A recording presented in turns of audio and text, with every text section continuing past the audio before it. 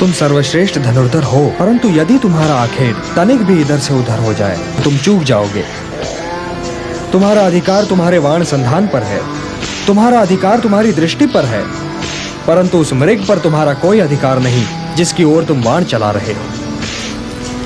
हे धनंजय, पुरुष कभी अपने अधिकारों की सीमा का उल्लंघन नहीं करते, अर्थात अपने कर्म में स्थिर रहो पार्थ, स्थिर रहो, क्योंकि कर्म की कुशलता का ही नाम योग है। और योग क्या है केशव?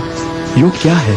वही तो बता रहा था पार्थ। योग कर्म का कौशल है, मोह का त्याग कर्म का कौशल है, मोह से मुक्त होकर अपने कर्तव्य का पालन करना कर्म का कौशल है। सफलता और असफलता दोनों ही में समान रहना कर्म का कौशल है। बुद्धि युक्तो जहातीह उभे सुकृत दुष्कृते तस्मात् योगाय युज्यस्व योगः कर्मसु कौशलम प्रजहाति यदा कामान सर्वान् पार्थ मनोगतान् आत्मन्येवात्मना तुष्टः स्थितप्रज्ञस्तदोच्यते।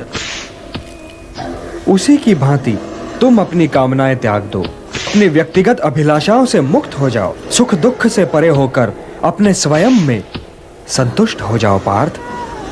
तो ना तुम्हें दुख की अग्नि जला सकेगी और न सुख की वर्षा तुम्हें भिगा सकेगी।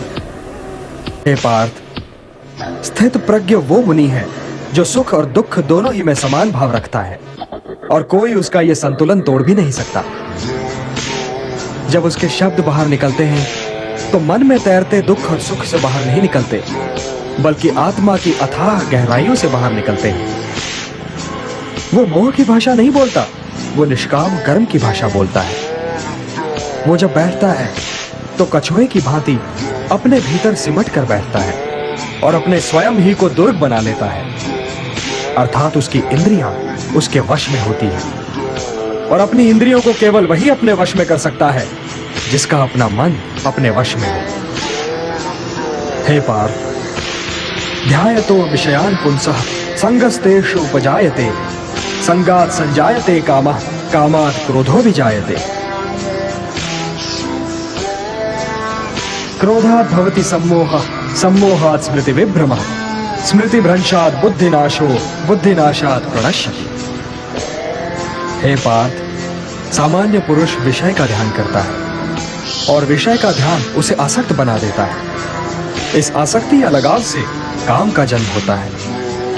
जब काम की पूर्ति नहीं होती तो क्रोध उत्पन्न होता है। जब क्रोध उत्पन्न होता है तो विषय के प्रति मोह और बढ़ जाता है, और जब मोह और बढ़ जाता है पार्थ, तो सोचने की शक्ति भटक जाती है। जब सोचने की शक्ति भटक जाती है तो बुद्धि का नाश होता है, और जब बुद्धि का नाश होता है तो मनुष्य का सर्वनाश हो जाता है। और हे कुंती पुत्र, तुम्हारा यह मोह तुम्हें बुद्धि के विनाश की ओर ले जा रहा है।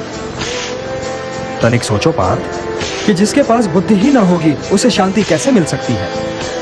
वो तो शांति और अशांति में अंतर ही नहीं कर सकता, और जो शांति को अशांति से अलग तक नहीं कर सकता वो भला कैसे सुखी हो सकता है?